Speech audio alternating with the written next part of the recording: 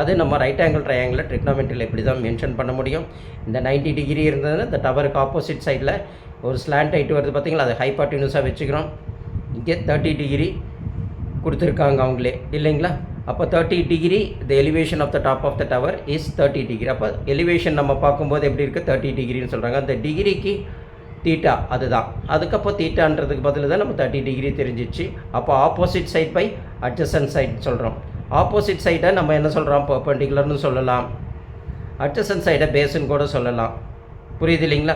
இப்போ இந்த 2 சைடு தான் நம்மளுக்கு எடுக்கணும். ஏன்னா இது 2 தான் நம்மளுக்கு இங்கே கொடுத்துருக்காங்க. அதனால் இதை 2 மட்டும்தான் நம்ம எடுக்கிறோம். புரியுது இல்லைங்களா.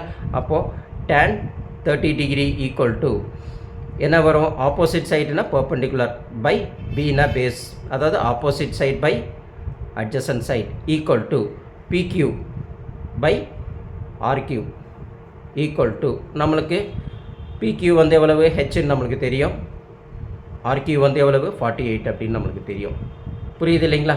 அப்போது tan 30 டிகிரி நம்ம ட்ரிக்னாமெட்ரிக்கல் ரேஷியோவில் 1/√3 அப்படின்னு நம்மளுக்கு கிடைக்கும். Is equal to h by 48 அப்படியே போட்டுக்கணும். கிராஸ் மல்டிப்ளிகேஷன் பண்ணிக்கிறோம். இந்த வேரியபிள்ஸ் இருக்கிறது நம்ம ஃபஸ்ட் இந்த பக்கம் போட்டுக்கிறோம். அப்போது h × √3 h√3 ஈக்குவல் டு 48, 1 × 48 48. அப்போ h ஈக்குவல் டு 48/√3. எப்போயுமே ட்ரிக்னாமெட்ரிக்கு பொறுத்த வரைக்கும் நம்ம என்ன செய்யணும், என்ன நம்பர் √3ன்ற வேல்யூவில் வந்தாலும் அதே √3ஆல் நம்ம என்ன செய்யணும், மல்டிப்ளிகேஷன் பண்ணணும். அப்போ தான் √3 இட் பிகேம் √9, √9 பிகேம் 3ஆக மாறிடும்.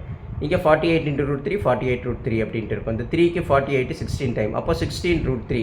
அப்போ ஹைட் ஆஃப் த டவர் வந்து எவ்வளவு, 16√3 மீட்டர் அப்படின்னு தெரியும். The height of the tower is 16√3 metre.